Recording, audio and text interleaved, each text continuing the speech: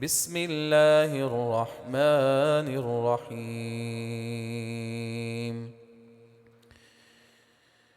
वलक़द अरसलना रुसुलन मिन क़ब्लिक वजअलना लहुम अज़वाजन व ज़ुर्रिय्यह वमा कान लिरसूलिन अन यअतिय बिआयतिन इल्ला बिइज़्निल्लाह लिकुल्लि अजलिन किताब। हर किस्म की तारीफ़ात, तमजीदात व तस्बीहात खालिक़ कायनात अल्लाह रब्बुल आलमीन की ज़ात बारी ताला के लिए।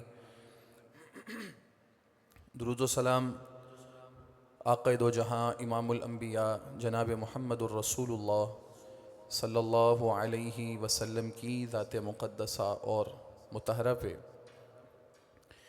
मौजूद सामीन हज़रात, काबिल एहतराम भाइयों, बुज़ुर्गों, नौजवान साथियों, मुअज़्ज़ज़ात व मुकर्रमात, दीनी इस्लामी माँ बहनों, साबिक़ा खुतबा जुमा में नबी करीम अलैहि तहिया व तस्लीम की सीरत का एक बड़ा अहम पहलू कि आप शोहर होने की हैसियत से, ख़ाविंद होने की हैसियत से कैसे थे और आपकी ज़िंदगी और सीरत इस मामले में हमारी क्या रहनुमाई करती है। सीरत के इस पहलू को शुरू किया गया और इसके पहले नुक्ते पे बात की गई रसूलुल्लाह सल्लल्लाहु अलैहि वसल्लम की अज़वाज और आपके निकाह। नबी करीम सल्लल्लाहु अलैहि वसल्लम के निकाहों की कुछ बड़ी बुनियादी सी तफसील आपके सामने रखी गई। कुछ आपके उम्मत से जो फ़र्क हैं और आपके ख़ासे हैं, आपकी खुसूसियात हैं, निकाह से मुताल्लिक़ और आपकी अज़वाज की, उनका ज़िक्र किया गया। और तकरीबन रसूलुल्लाह अलैहिस्सलातु वस्सलाम के 8 निकाहों की तफसील आप सुन चुके हैं। रसूलुल्लाह अलैहिस्सलातु वस्सलाम का पहला निकाह सैयदा खदीजा रज़ी अल्लाह अन्हा के साथ हुआ। उसके बाद आपने उनकी वफ़ात के बाद सैयदा सौदा बिनते ज़मा से निकाह किया और उनके बाद आपका निकाह सैयदा आयशा रज़ी अल्लाह अन्हा से हुआ और उनके बाद आपका निकाह सैयदा हफ्सा बिनते उमर इब्नुल ख़त्ताब रज़ी अल्लाह अन्हु के साथ हुआ। उसके बाद फिर आपका निकाह ज़ैनब बिनते खुज़ैमा रज़ी अल्लाह अन्हा के साथ और फिर सैयदा उम्मे सलमा और फिर सैयदा ज़ैनब बिनते जहश और उसके बाद फिर आपका निकाह सैयदा जुवेरिया बिनते हारिस रज़ी अल्लाह अन्हा के साथ हुआ। तो हर निकाह में कोई ना कोई हिकमत थी, कोई बुनियाद थी। अल्लाह रब्बुल आलमीन उम्मत को कुछ ना कुछ सिखाना चाहते थे। रसूलुल्लाह अलैहिस्सलातु वस्सलाम के निकाहों से मुताल्लिक़ आप ये सुन चुके हैं, जान चुके हैं कि जब आप पे ऐन जवानी का वक्त था, उस वक्त रसूलुल्लाह अलैहिस्सलाम ने अपने से उम्र में बड़ी ख़ातून के साथ निकाह किया और एक ऐसी ख़ातून कि जो एक नहीं बल्कि 2 दफ़ा बेवा हो चुकी थी, जिनके पास बच्चे भी मौजूद थे। और आपने अपनी ज़िंदगी के करीबन 25 साल उनके साथ बसर किए। उसके बाद रसूलुल्लाह अलैहिस्सलाम के निकाह में मज़ीद 10 औरतें आई हैं और ये आपके सब के सब निकाह आपकी ज़िंदगी के आखिरी 13 सालों में हुए हैं। और 13 सालों में से भी जो आखिरी 4 साल हैं उनमें कोई निकाह नहीं हुआ। 7 हिजरी, हिजरत का 7वां साल और अल्लाह के रसूल सल्लल्लाहु अलैहि वसल्लम की ज़िंदगी का 59वां साल ज़िलक़ादा के महीने में आपका आखिरी निकाह हुआ है। इसके बाद अल्लाह रब्बुल आलमीन की तरफ से भी सूरह अहज़ाब की वो आयतें, उनमें ये पाबंदी आयत की गई कि आप अब निकाह नहीं करेंगे, इन बीवियों को तलाक नहीं देंगे, इनकी जगह पे कोई और ख़ातून नहीं लाएंगे। तो ये सारे का सारा मामला खालिसतन अल्लाह की तरफ से था और हर निकाह के अंदर कोई ना कोई हिकमत मौजूद थी, मसलहत मौजूद थी। रसूलुल्लाह अलैहिस्सलातु वस्सलाम ने सैयदा जुवेरिया बिनते हारिस रज़ी अल्लाह अन्हा के साथ जो निकाह किया, साबिका खुतबे में आखिर पे हम इस पे बात कर रहे थे कि किस तरह आपने बनु मुस्तलिक के यहूदियों के साथ, काफिरों के साथ लड़ाई की। आप उन पे गालिब आए, उनके बहुत सारे कैदी आपके कब्ज़े में आए, और जब उन कैदियों को तकसीम किया गया तो ये भी खातून जुवैरिया बिनते हारिस, इनके वालिद जो थे वो कबीले के सरदार थे। तो ये भी अल्लाह के रसूल अलैहिस्सलातु वस्सलाम ने अपने एक सहाबी साबित बिन कैस बिन शम्मास रज़ी अल्लाह अन्हु को दे दी, कैदियों को बांटा गया। तो सैयदा जुवैरिया रज़ी अल्लाह अन्हा ने उनके साथ मुकातबत कर ली। मुकातबत क्या है? कोई भी गुलाम अपने मालिक और अपने आका के साथ आज़ादी का मुआहदा कर लेता है, और उन्होंने तय कर लिया कि कुछ चांदी मैं आपको दूंगी और मैं आपसे आज़ाद हूँ। और वह रसूलुल्लाह अलैहिस्सलातु वस्सलाम से मदद लेने के लिए आई, और अल्लाह के रसूल अलैहिस्सलातु वस्सलाम ने उनकी आज़ादी की सारी कीमत भी अदा की, उनको आज़ाद भी किया, उनके साथ निकाह भी फरमाया। और इसका इतना बड़ा फ़ायदा हुआ कि उनके वालिद भी और उनकी पूरी कौम मुसलमान हो गए। और उसके मुकाबले में जो दीगर कैदी उनके तकसीम किए गए थे, लोगों ने वो ये कह के आज़ाद कर दिए कि ये कबीला अब अल्लाह के रसूल अलैहिस्सलाम का ससुराली कबीला है, तो हम इन कैदियों को अपने पास नहीं रख सकते। तो सैयदा आयशा रज़ी अल्लाह अन्हा ये बात कहा करती थी कि मैंने अगर किसी खातून को सबसे ज़्यादा अपनी कौम के लिए बाबरकत पाया है तो जुवैरिया बिनते हारिस को पाया है, कि जिनके निकाह की वजह से उनकी कौम को आज़ादी मिली, इस्लाम मिला, और जो कैदी थे वो आज़ाद हुए। तो अल्लाह के रसूल अलैहिस्सलातु वस्सलाम के इस निकाह की वजह से दुश्मन लोग आपके करीब भी आए और उन्होंने इस्लाम भी कबूल किया। इसके बाद रसूलुल्लाह अलैहिस्सलाम का इसी से एक मिलता जुलता निकाह, जिसे आप नौवां निकाह कह सकते हैं, वो सैयदा सफ़िया बिनते हुयई बिन अख्तब रज़ी अल्लाह अन्हा के साथ है। और उस निकाह की डिटेल और तफसील कुतुबे सीरत व हदीस में जो बयान हुई है वो ये है कि 7 हिजरी में, हिजरत के 7वें साल में, अल्लाह के रसूल अलैहिस्सलाम ने खैबर के यहूदियों पे हमला किया था। पहले तो इनको मदीने से निकाला था, ये 3 कबीलों के अंदर बटे हुए थे, तो थोड़ा थोड़ा करके, आहिस्ता आहिस्ता करके इनको वहां से भगाया। हर दफा ये गद्दारी करते थे, तय कुछ करते थे, इनका अमल कुछ होता था। बाद में ये खैबर में इकट्ठे हो गए थे, तो रसूलुल्लाह इस्लाम ने 7 हिजरी में खैबर के यहूदियों पे हमला किया। अल्लाह रब्बुल आलमीन ने जब आपको फतह अता फरमाई तो उस मौके पे जो कैदी आपके कब्जे में आए उनमें सफ़िया बिनते हुयई भी थी, और ये वो खातून थी कि इनके अब्बा जी हुयई बिन अख्तब, वो कबीला, यहूदियों के कबीला बनु नज़ीर के सरदार थे, बड़ा सरदार आदमी था।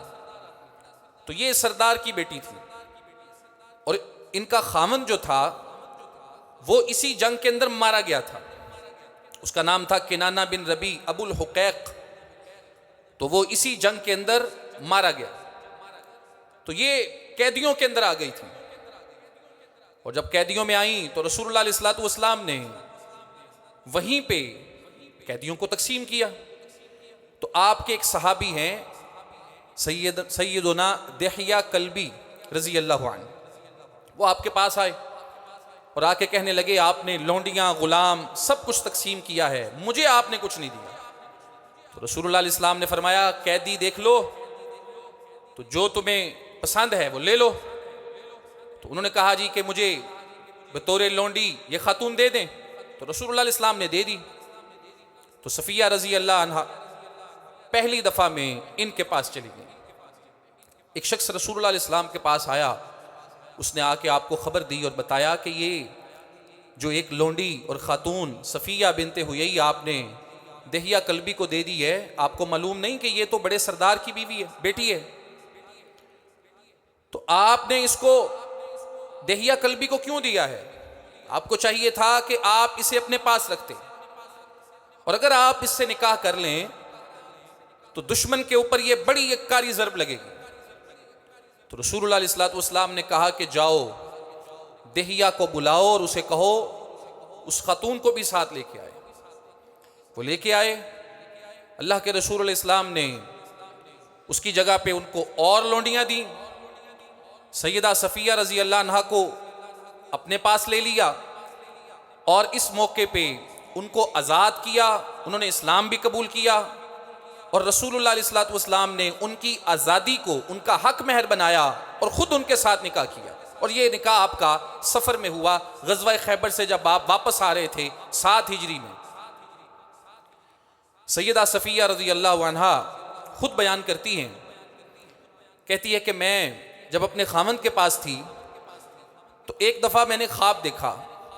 ख्वाब में मैं ये देखती हूँ कि आसमान पे चांद चमक रहा है और चांद देखते ही देखते मेरी गोद के अंदर आके गिर गया। तो मैंने अपने खामन से ये ख्वाब बयान किया कि मैंने यूं चांद को अपनी गोद में गिरते हुए देखा है। तो खामन को बड़ा गुस्सा आया, उसने मेरे चेहरे पे थप्पड़ दे मारा, हत्ता कि आंख पे निशान पड़ गया। और उसने मुझे कहा कि तुम्हारे जहन में या तुम्हारे दिल में किसी बड़े बादशाह या यस्रिब के रसूल की ख्वाहिश मौजूद है और तुम्हारे इस ख्वाब से उस ख्वाहिश का इजहार हो रहा है। तो कहती हैं खामद ने मेरे साथ उस वक़्त ये सलूक किया, लेकिन हकीकत में अल्लाह रब्बुल आलमीन ने उस ख्वाब को या जो ताबीर मेरे खामद ने उस ख्वाब की थी, अल्लाह ने उस ताबीर को पूरा करके दिखा दिया। और रसूलुल्लाह अलैहि सलाम ने जो ये निकाह किया, इसकी भी एक बरकत थी। उसके बाद यहूदियों का जो बहुत मुसलमानों के ऊपर हमला करने का मंसूबा और प्लान रहता था, वो थम गया। उसके अंदर कुछ ना कुछ कमी आई, उसका जोर टूट गया। और उसके बाद अल्लाह के रसूल अलैहि वसल्लम का जो 10वां निकाह है, बाज़ सीरत निगारों ने इसको 6वें नंबर पे रखा है और बाज़ों ने इसको 10वें नंबर पे रखा है। बहरहाल ये निकाह मौजूद है और ये निकाह रसूलुल्लाह अलैहि वसल्लम का अबू सुफियान सरदार कुरैश सरदार मक्का की बेटी के साथ है। और इस निकाह की डिटेल और तफसील ये है कि अबू सुफियान पहले जो मुसलमान नहीं थे, उनकी एक बेटी है जिसका नाम है रमला बिनते अबू सुफियान। जब अल्लाह के रसूल इस्लाम ने ऐलान किया, दावत दी इस्लाम की, तो इस खातून ने आपकी दावत इस्लाम को कबूल किया, मुसलमान हो गई। और इनका जो खामन था उसका नाम था उबैदुल्लाह बिन जहश। ये रसूलुल्लाह अलैहि सलाम का पुफीजाद था, आपका कज़न था। इसने भी इस्लाम कबूल कर लिया। और ये दोनों खामंद और बीवी मक्के से हिजरत करके हबशा चले गए। और जब ये हबशा गए तो वहाँ पे सैयदा रमला बिनते अबू सुफियान का जो खामन था वो मुर्तद हो गया। उसने इस्लाम छोड़ दिया और वहाँ जाके उसने ईसाईयत कबूल कर ली। उसके बाद कुछ अरसा गुजरा और उसका इंतकाल हो गया, मर गया वहाँ पे। रसूलुल्लाह अलैहि वसल्लम को इस बात की खबर पहुँची। आप मदीने में मौजूद थे और सैयदा रमला, इनकी एक बेटी थी जिसका नाम हबीबा था, और उसी बेटी की निस्बत से इनको उम्मे हबीबा कहा जाता है, लेकिन इनका हकीकी नाम रमला बिनते अबू सुफियान है। तो रसूलुल्लाह अलैहि वसल्लम को जब पता चला कि इस तरह उसका खामन फोत भी हो गया है, मर भी गया है और मुर्तद भी हो गया था, तो अल्लाह के रसूल अलैहि वसल्लम ने मदीने से एक आदमी को हबशा भेजा और उस आदमी का नाम था अमर बिन उमैया ज़मरी। और उसे कहा कि मेरा मैसेज और पैगाम हबशा के बादशाह नजाशी के पास लेके जाओ। और मैसेज और पैगाम यह है कि रमला बिनते अबू सुफियान, उम्मे हबीबा बिनते अबू सुफियान जो वहां पे मौजूद है, उसका निकाह मेरे साथ करके उसको वहां से यहां भेजे। अमर बिन उमैया मदीने से गए, नजाशी के पास पहुंचे, उसको पैगाम दिया।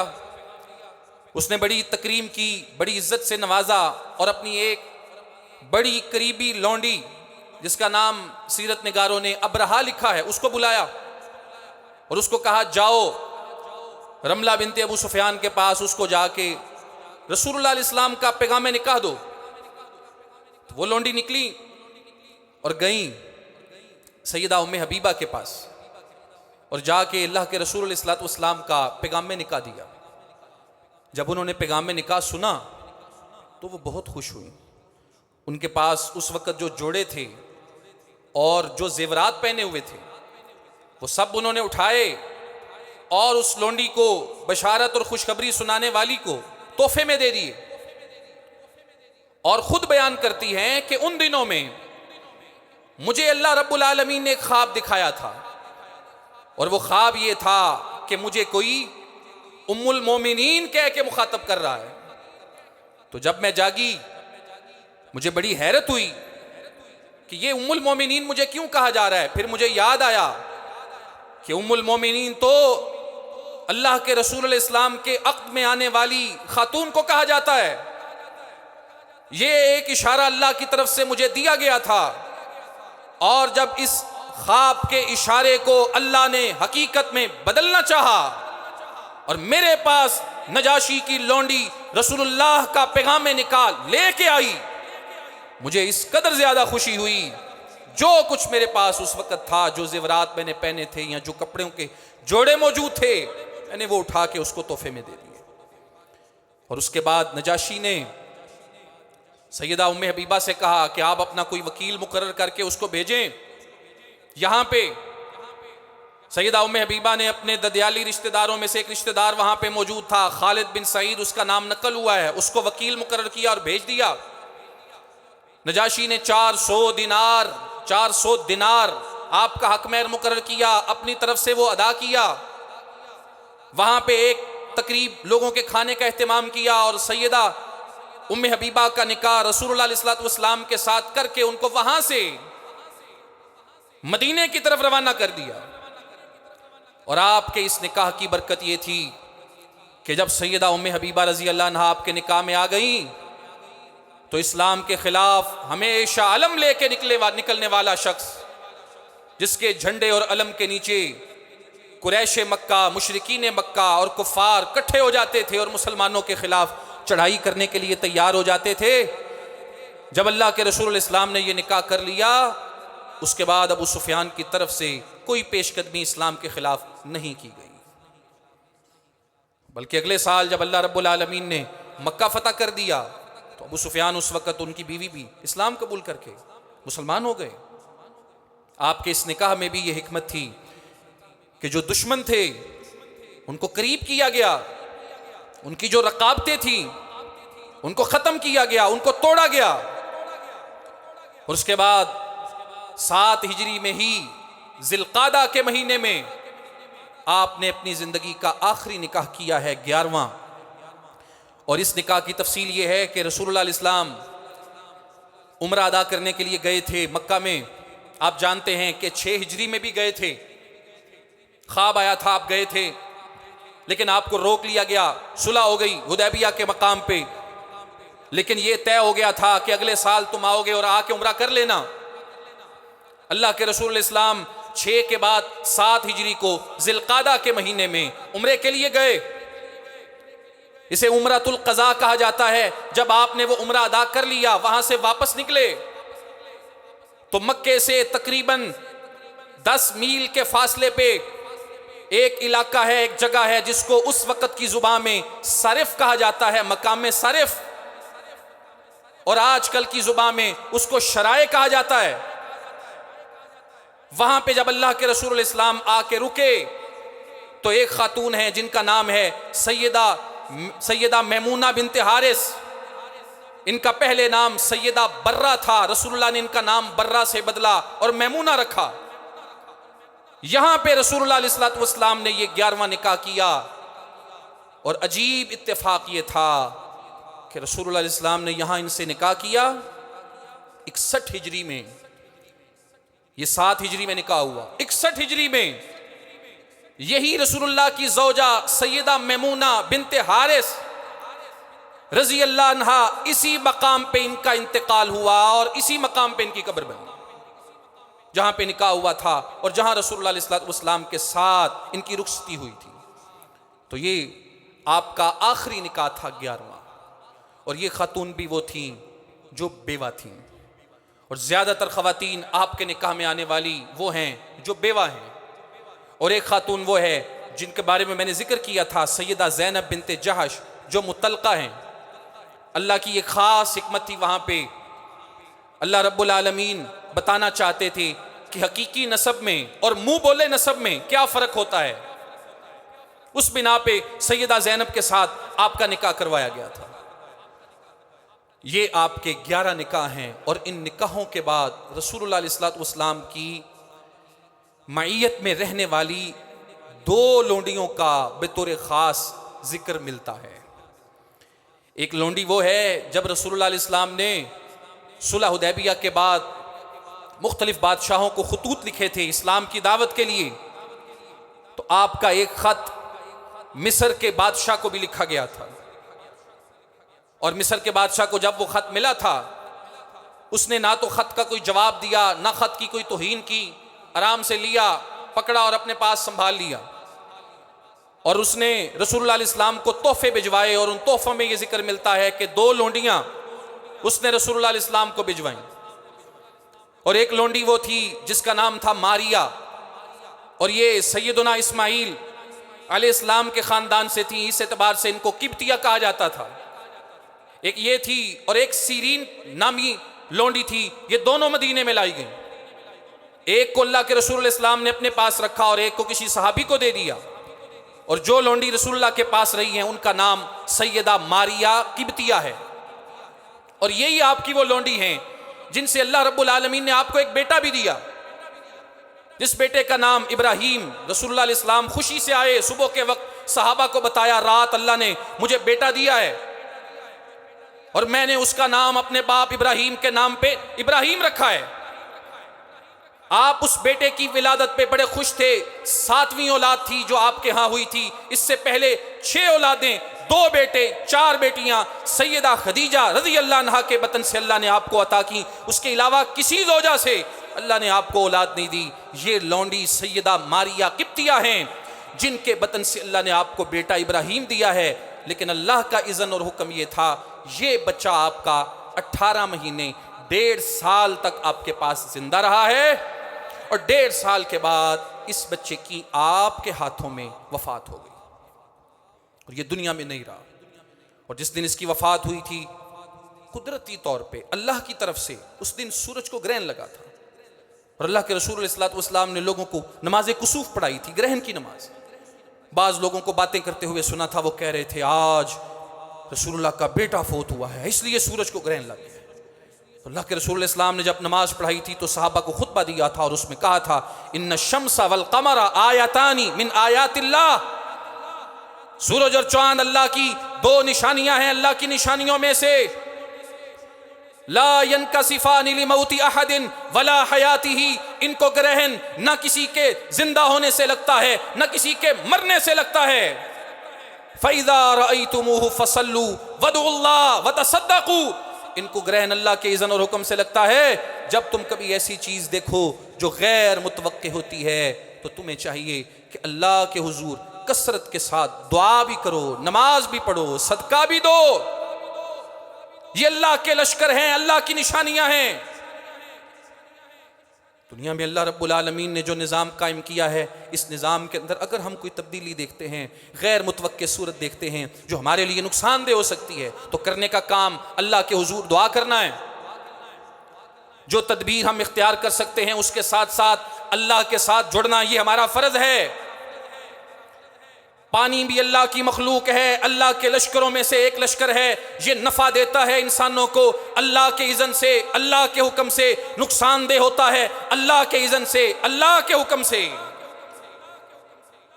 इससे फ़ायदा लेने के लिए, इसके नुकसान से बचने के लिए हमें तदबीर भी इख्तियार करनी चाहिए। हमें डैम बनाने की सूरत में हो, नहरें काटने की शक्ल में हो, जो तदबीर हो सकती है करनी चाहिए। लेकिन उसके साथ साथ ये चीज़ें जब हमारे लिए नुकसानदेह होती हैं, ये काम भी हमारा बनता है कि अल्लाह की तरफ रुजू किया जाए।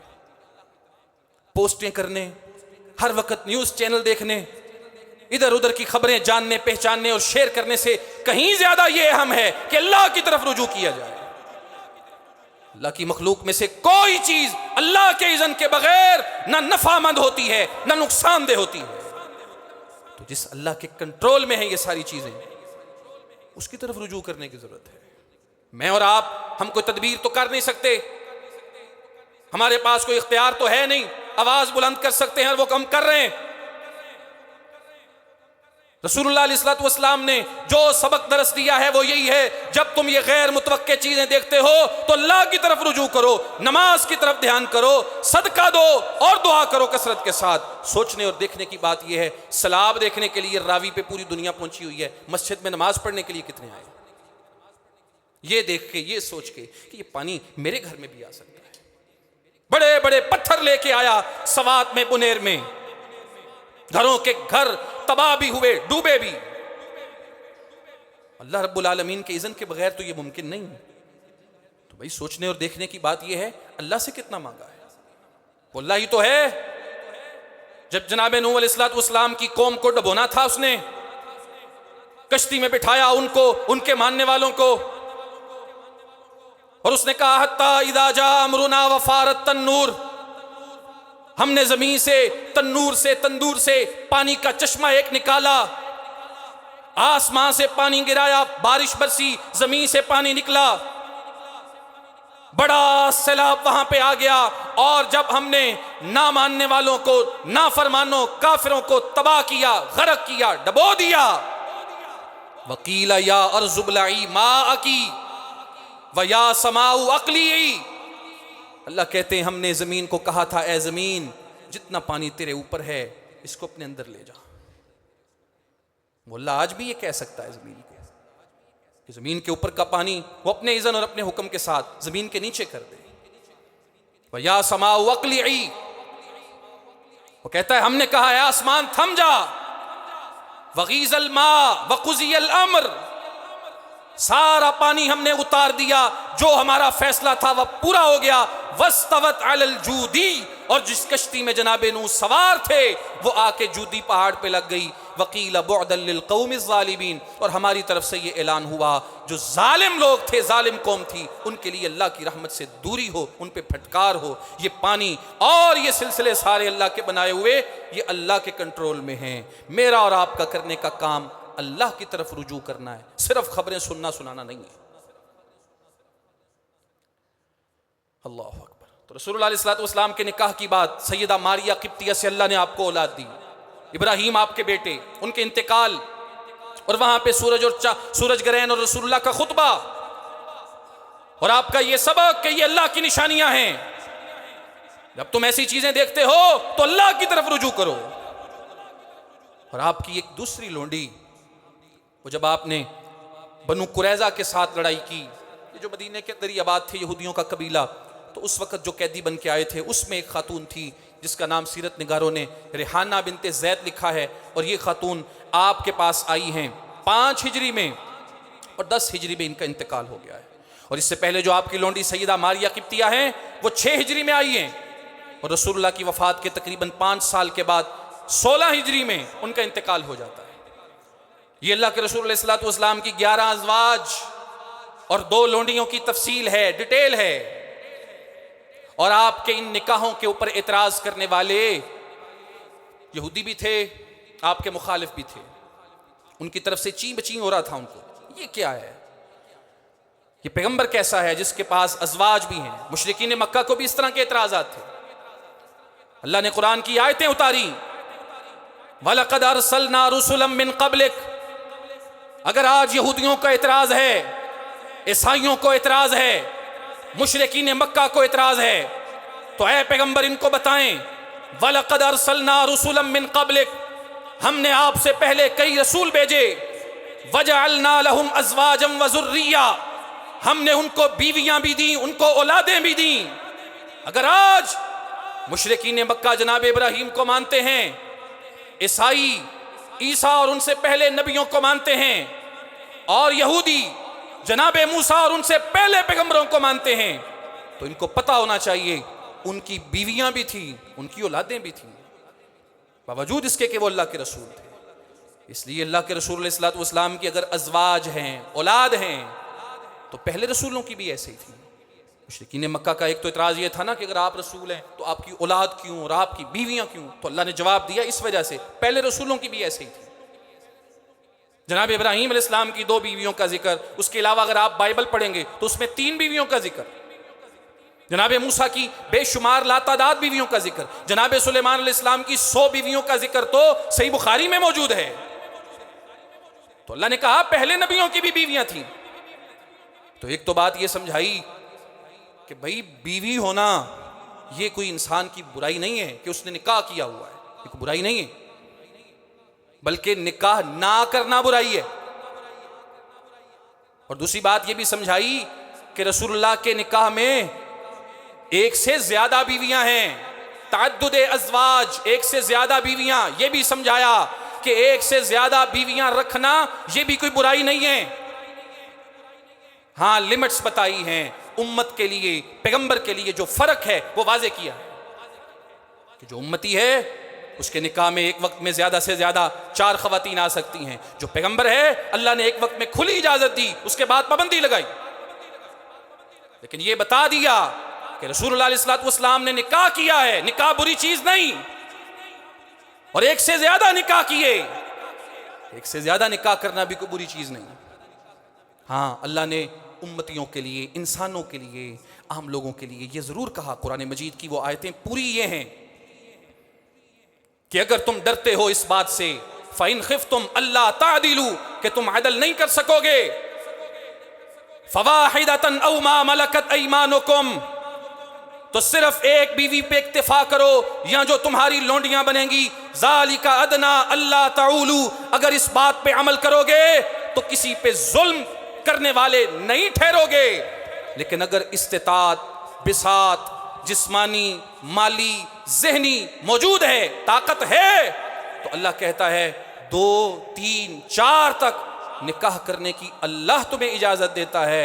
और अगर कोई बिसातो इस्तिताअत वाला इंसान, रसूलुल्लाह अलैहि वसल्लम के दीन को पढ़ने, आपकी सीरत को जानने वाला मोमिन मुसलमान 1 से ज़्यादा निकाह करता है, शराइत पूरी होने के साथ, और अदल भी करता है, ऐसे निकाह के ऊपर मुआशरे का कोई इंसान उंगली नहीं उठा सकता। लेकिन हमारे यहाँ गंगा उल्टी बहती है। हमारे यहाँ तो उसको मुजरिम समझा जाता है। भाई, मजलिस के अंदर वो इंसान बड़ा बुरा होता है। लोग अपने घर में दावत पे जब किसी को बुलाते हैं ना, तो जिसकी 1 से ज्यादा शादियां हैं उसको बुलाने से भी गुरेज किया जाता है, उसको अछूत समझा जाता है कि पता नहीं कितना बड़ा जुर्म करके बैठा हुआ है। वो क्या किया है उसने? निकाह किया है, रसूलुल्लाह अलैहि वसल्लम की सुन्नत पे अमल किया है। हाँ, मुआशरे में अगर कोई जुल्म करता है, किसी की जिंदगी को खराब करता है, रसूलुल्लाह का फरमान उसके लिए है। आपने फरमाया क़यामत का दिन होगा, वो आएगा, उसका एक हिस्सा फालज ज़दा होगा, फालज हुआ होगा उसे। और एक हदीस में फरमाया वो आएगा, उसके चेहरे की एक साइड पे गोश्त ही नहीं होगा। ये जालिम के लिए मैसेज और पैगाम है। लेकिन जो आदिल है, जालिम नहीं है, उसके ऊपर कोई उंगली उठाए, कोई एतराज करे, किस बेस पे एतराज करेगा? भाई, किसी को क्या राइट है, हक है कि वो किसी के कि इस पर्सनल मैटर के ऊपर सवाल उठाए? हत्ता कि बीवी के पास भी ऐसा कोई इख्तियार नहीं अपने खामंद के बारे में कि वो इस मामले के अंदर उसको रोके, टोके या उस पर एतराज करे। क्या सुन रहे हैं हम? रसूलुल्लाह की सीरत, आपकी सुन्नत। निकाह पे एतराज करने वाला या 1 से ज्यादा शादियों को जुल्म समझने वाला सोचे कि उसकी ये बात, ये एतराज हकीकत में किस शख्सियत के ऊपर है। और अल्लाह के रसूल इस्लाम की बीवी सैयदा आयशा रज़ियल्लाहु अन्हा के पास एक शख्स आए थे, 2-3। उनमें से एक बंदे ने यही कहा था ना, रसूलुल्लाह की नमाज पूछी, रसूलुल्लाह के रोजे पूछे, आपकी रूटीन पूछी। तीनों ने अपने अपने फैसले सुनाए। एक ने कहा जी मैं सारी रात सोना ही नहीं, मैं सारी रात इबादत करूंगा। एक ने कहा मैं सारी जिंदगी रोजे रखूंगा। एक ने कहा मैं निकाह ही नहीं करना। रसूलुल्लाह अलैहि सलाम आए थे और क्या कहा था कि कहा मैं भी बशर हूं और तुम में से सबसे ज्यादा मुत्तकी, नेक, अल्लाह से डरने वाला हूं। और निकाह की बात करने वाले को तो आजकल वैसे ही बुरा समझा जाता है। हालांकि निकाह करना, निकाह की बात करना, ये नेक होने की इलामत है इंसान के। बुरे ताल्लुकात हों, गलत ताल्लुकात हों, मुआशरा कोई इतराज़ नहीं कर रहा, बीवी कोई इतराज़ नहीं कर रही, किसी को कोई मसला नहीं हो रहा, निकाह की बात हो, निकाह पे अमल हो, लोगों को मसला शुरू हो जाता है। क्या दीन सीखा हमने? रसूलुल्लाह इस्लाम ने फरमाया, सबसे ज्यादा तुम में से अल्लाह से डरने वाला मैं हूं, मुझसे बढ़ के कोई अल्लाह से डरने वाला नहीं हो सकता। और मेरी सुन्नत यह है, मेरा तरीका यह है, मैं रात को सोता भी हूं, मुसल्ले पे खड़ा भी होता हूं, मैं रोजे रखता भी हूं, मैं रोजे छोड़ता भी हूं। मेरी सुन्नत यह है, अतज़व्वजुन निसा, मैंने एक से ज्यादा औरतों से निकाह किए हुए हैं। और फमर रग़िबा अन सुन्नती, जिसने मेरे तरीके से मुंह मोड़ा, मेरे तरीके पे एलिगेशन लगाया, इतराज उठाया, सवाल उठाया, बुरी निगाह से देखा, बुरा जाना, फलैसा मिन्ना, उसका मेरे साथ कोई ताल्लुक नहीं है, मेरे साथ उसका कोई लेना नहीं। हमने समझा शायद दाढ़ी रखना सुन्नत है, शायद नमाज सुन्नत है। जिंदगी के एक एक मामले में रसूलुल्लाह इस्लाम की सीरत हमारे लिए उसवा, नमूना और आइडियल है। और उसके बाद दूसरा नुक्ता, रसूलुल्लाह के इन निकाहों में आपने जो हक बहर रखे उनको भी सुन लें, और अपनी अपने मुआशरे की इस्लाह, और हमारे लिए जो मिशअल राह रसूलुल्लाह है। आपकी सुन्नत में दो चीज़ें मनकूल हैं और दोनों को समझने की ज़रूरत है। एक सुन्नत आपकी ये है कि आपने ज़्यादा हक महर दिए बाज़ अज़वाज को, और दो बीवियाँ ऐसी जिनका मैं जिक्र करके आया पीछे, सैयदा जुवैरिया बिनते हारिस और सैयदा सफ़िया बिनते हुयई बिन अख्तब। ये दो ख़वातीन ऐसी हैं जो आई थी कैदी बन के, रसूलुल्लाह ने इनको आज़ाद किया, इनकी आज़ादी को इनका हक महर बनाया और इनसे निकाह किया। और एक खातून थी सैयदा ज़ैनब बिनते जहश, उनके बारे में ज़्यादातर मुफस्सिरीन का कहना यह है कि निकाह उनका आसमानों पे हुआ, उनके मामलात इसी से मुकम्मल हो गए, तय हो गए। और सैयदा उम्मे हबीबा वो हैं जिनका हक महर नजाशी ने हबशा से 400 दिनार दे के भेजा था।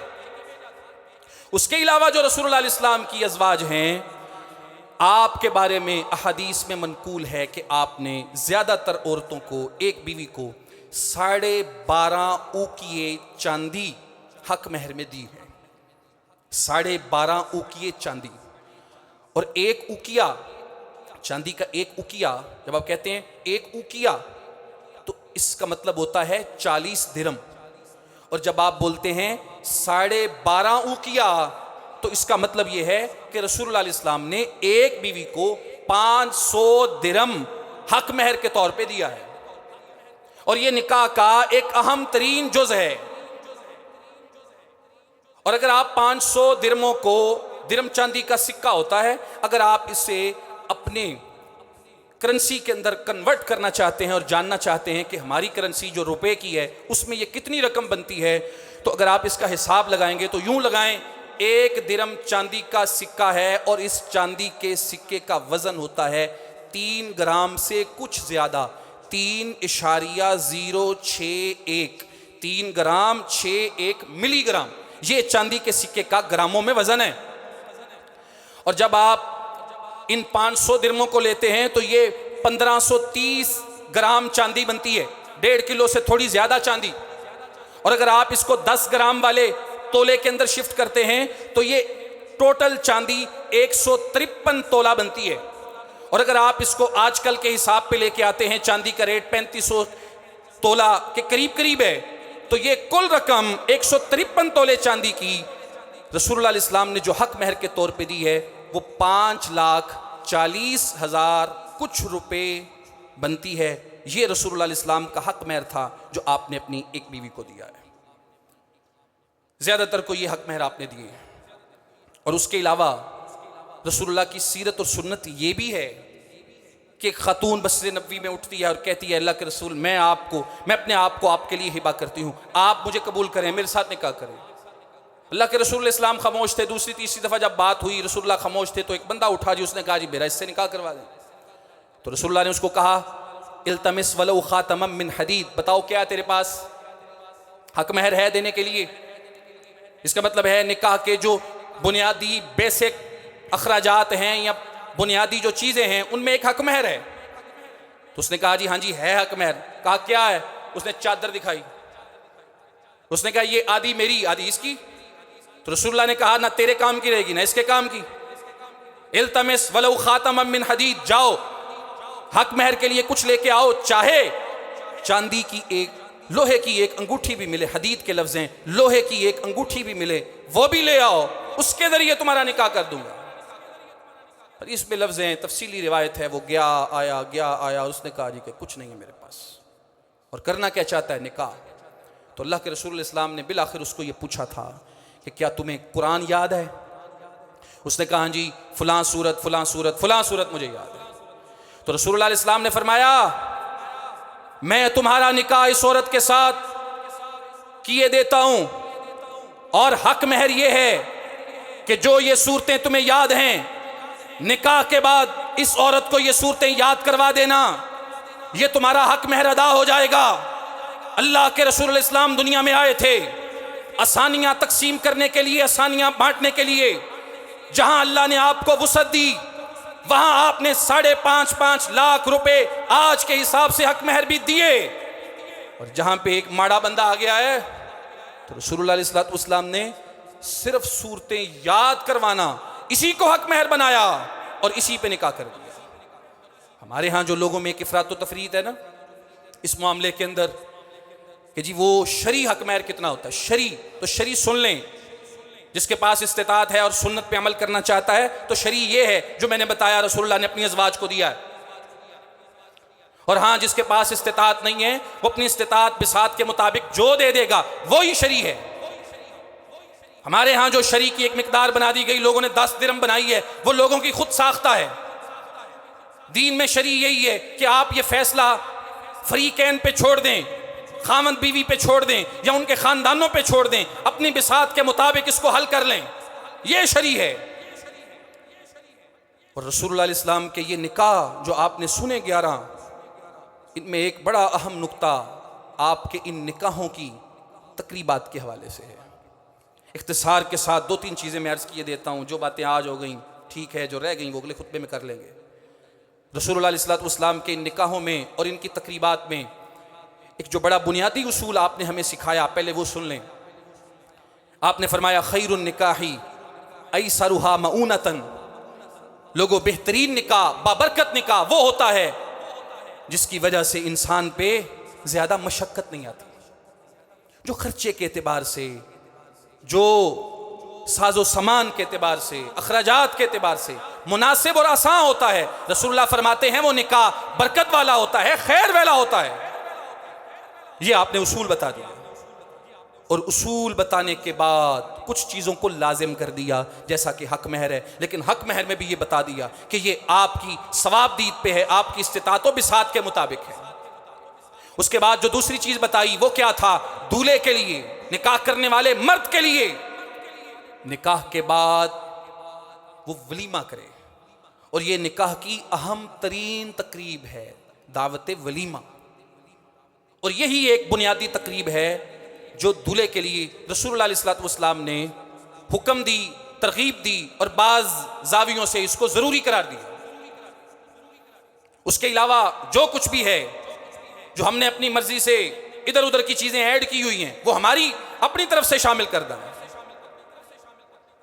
और रसूलुल्लाह अलैहि की अगर आप वलीमे की तकरीबात पे गौर करेंगे, सारी अहदीस को अगर आप पढ़ेंगे और आपकी सीरत की के वाक़यात का मुताला करेंगे तो मैं सिर्फ 2 बातें अर्ज़ करूँगा, आपके 2 वलीमे जिक्र करूँगा, उससे सारी बात आपको समझ आ जाएगी।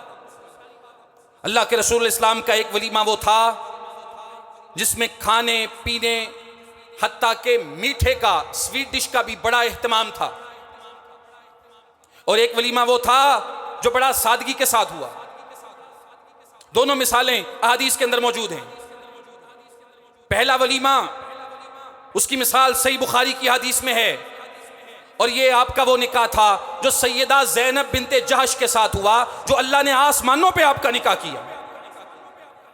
जब आपका निकाह हो गया उसके बाद रसूलुल्लाह अलैहि लोगों को दावत वलीमा खिलाना चाहते थे, और ये 2 हदीसें हैं और दोनों को बयान करने वाले आपके एक ही सहाबी हैं जिनका नाम है अनस बिन मालिक, जो आपके खादिम हैं, 10 साल आपकी खिदमत करते रहे, आपके साथ साथ रहे। दोनों हदीसें इस वलीमे से मुतालिक उन्होंने बयान की।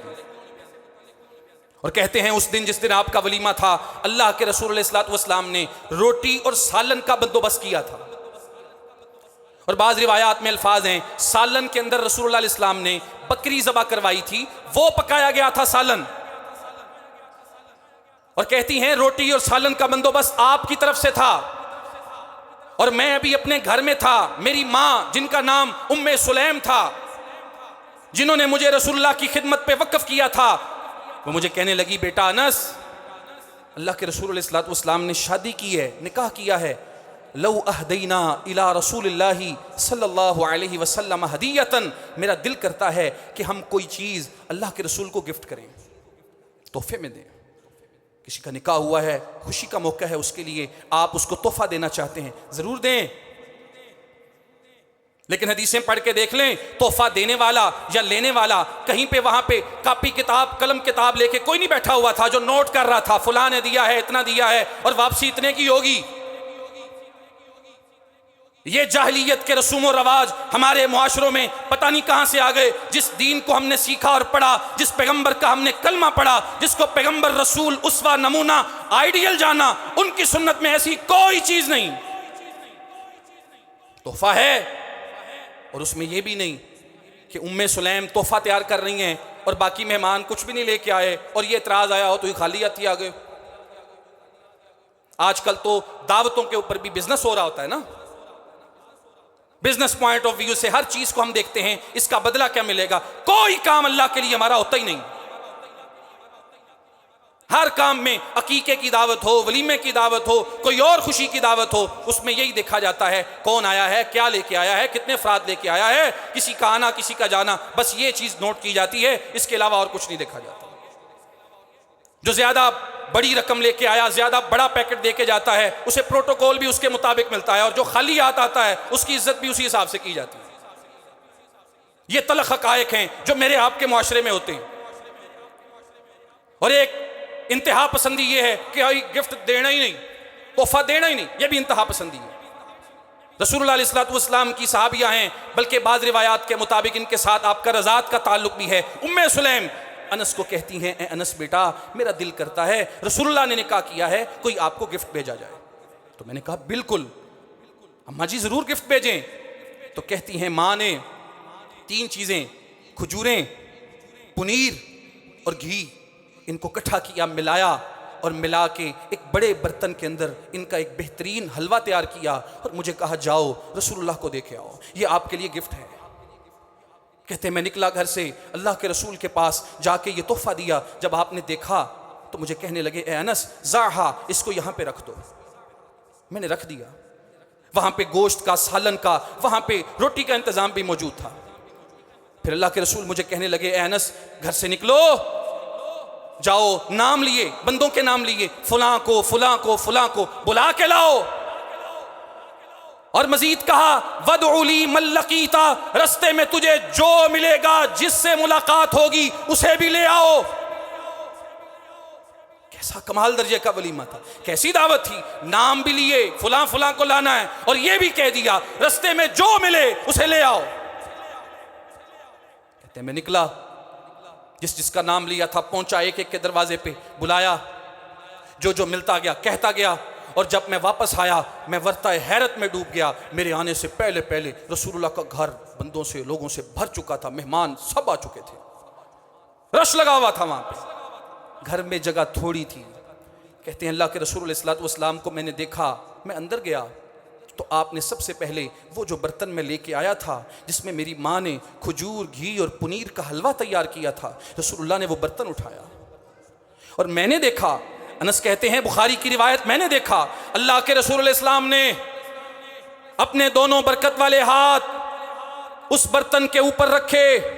वतकल्लम बिहा माशा अल्लाह, अल्लाह के रसूल उन पे हाथ रखने के बाद कुछ कहने लगे, बरकत की दुआ पढ़ने लगे। कहते हैं रसूलुल्लाह ने जब बरकत की दुआ उस बर्तन पे पढ़ दी, मुझे कहा लोगों को बुलाओ। घर में जगह थोड़ी थी, लोग टोलियों की शक्ल में 10-10 के ग्रुपों की शक्ल में आ रहे थे। उन्हें खाना भी खिलाया गया और जो वो हलवा मेरी माँ ने बना के भेजा था वो भी खिलाया गया। मेहमान टोलियों की शक्ल में आते गए, खा के जाते गए, शक्ल में, दिखने में चाहे वो हलवा कम था, लेकिन रसूलुल्लाह के हाथ लगने से, आपकी बरकत की दुआ मिलने से उसमें ऐसा इजाफा हुआ, सब के सब मेहमान खा गए। अल्लाह ने उस थोड़े खाने में ऐसी बरकत डाली, सबको पूरा गया। और रसूलुल्लाह ने कहा खैरुत ताम, बेहतरीन खाना वो है तामुल वलीमा, वलीमे का ऐसा खाना जिसमें आप गरीबों को भी बुलाते हैं और मिस्कीनों को भी दावत देते हैं। जिसमें ये नहीं देखते ज्यादा बड़ा पैकेट और लफाफा कौन लेके आएगा, ज्यादा तहाइफ कहां से आएंगे, इस बुनियाद पे मेहमानों की तकसीम नहीं की जाती। रिश्तेदारों में कौन ज्यादा तगड़ा है उसे ज्यादा एहतमाम से बुलाया जाए, गुरबा फुकरा मसाकीन को छोड़ा जाए। रसूलुल्लाह ने फरमाया शर्रुत ताम तामुल वलीमा, ऐसा वलीमे का खाना बदतरीन खाना है। युदआ इलैहल अगनिया, जिसमें आप ऐसे लोगों को बुलाते हैं और जिनको ज़रूरत ही नहीं है आने की, और जेडे पहले ही रजे ने, जो पहले ही इस तरह का खाना सुबह शाम खाते हैं, आप उनके पीछे पीछे उनको प्रोटोकॉल देते देते जुबानें नहीं थकती।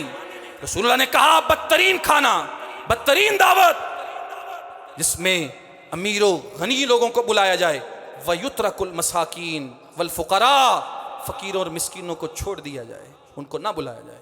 आप अमीरों को बुलाएं, रिश्तेदारों को बुलाएं, लेकिन इस बुनियाद पे तफरीक करने की इजाज़त दीन हमें नहीं देता। ये रसूलुल्लाह का एक वलीमा था जिसमें बाकायदा रोटी भी थी, सालन भी था, जिसमें बाकायदा मीठे का भी इंतज़ाम अल्लाह की तरफ से हो गया। और आखिरी बात सुने, अल्लाह के रसूल इस्लाम का एक वलीमा वो भी था जब आपने निकाह किया सैयदा सफ़िया बिनते हुयई बिन अख्तब के साथ, जिनका मैं जिक्र करके आया। ग़ज़वा खैबर अल्लाह ने फतह दी, आप वापस आ रहे हैं, रस्ते में सफ़िया बिनते हुयई के साथ निकाह किया गया इसलिए कि ये सरदार की बेटी है। जब उनसे निकाह हुआ तो आपने वलीमा भी वहीं पे किया, रुखसती भी वहीं पे हो गई। और अल्लाह के रसूल इस्लाम ने सहाबा को मुखातब किया, कहा मेरे सहाबा, तुम्हारे पास जिसके पास जो कुछ भी है वो लेके आ जाए, यहाँ पे इकट्ठे हो जाओ। अनस इब्ने मालिक कहते हैं अल्लाह के रसूल ने चमड़े का दस्तरखान बिछाया, कोई आया या खुज़ु बित्तमरी, खजूर लेके आ गया, कोई आया वो घी लेके आ गया, कोई आया और उसके पास सत्तू थे वो लेके आ गया, जो जिसके पास था वो लेके आया। चमड़े के दस्तरखान के ऊपर ये सब बिछाया गया, फैलाया गया, सब इकट्ठा किया गया। सहाबा ने इसको इकट्ठा करके इसका भी हलवा बनाया। फ़कानत वलीमता रसूलुल्लाह सल्लल्लाहु अलैहि वसल्लम, सही बुखारी की रिवायत। रसूलुल्लाह ने कहा मेरे सहाबा, ये जो इकट्ठा यहाँ पे हुआ है सब खा लो, ये मेरा वलीमा है। ये भी रसूलुल्लाह इस्लाम का एक निकाह है। इसलिए जो लोगों ने अपने आप को तकल्लुफात में डाला हुआ है, तकलीफ में डाला हुआ है, दूसरों को भी अपने आप को भी, मुआशरे का ट्रेंड बदल डालें, रिवायात तब्दील करें, अल्लाह के रसूल की सीरत और सुन्नत से सीखें।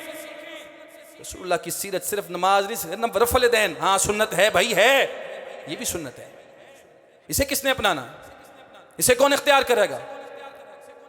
लोगों बापों की कमरें कर्जों तले दब के टूटी पड़ी हैं, लोगों से 2 वक्त की रोटी पूरी नहीं होती, और यहां मुतालबात डिमांडों की लिस्टें खत्म नहीं हो रही लोगों की।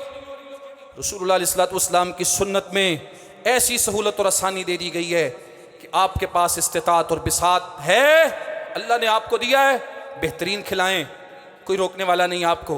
लेकिन जहां तंगी है, जहां मुश्किल है, अगर वहाँ पे मामला ज़रा मुनासिब भी हो जाएगा, क्या मुश्किल है, लोगों को बुला के चाय पिला दी जाए, यही वलीमा हो जाए।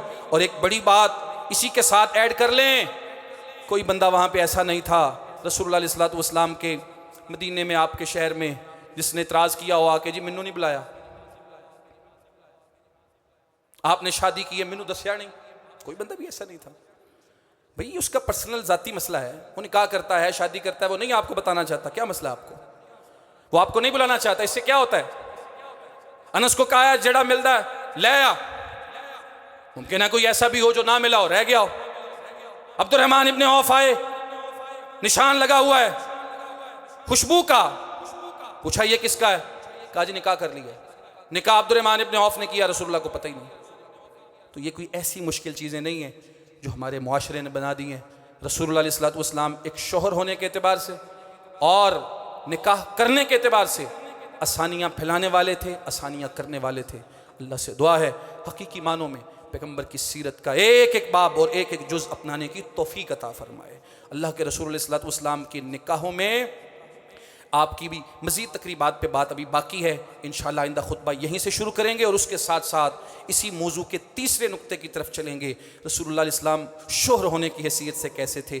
आपके पास एक वक्त में 9 बीवियाँ मदीने के अंदर मौजूद हैं, आपने बारी को कैसे तकसीम किया, वक्त को कैसे मैनेज किया, रिहाइशें किस तरह दी, नान नफ़का खर्च देने के मामलात आपने किस तरह इन चीज़ों को डील किया, ये रसूलुल्लाह इस्लाम की सुन्नत और सीरत से हमें कैसे सिखाया गया। इंशाअल्लाह इस पे बात करेंगे। व आखिरु दावाना अनिल हम्दुलिल्लाहि रब्बिल आलमीन।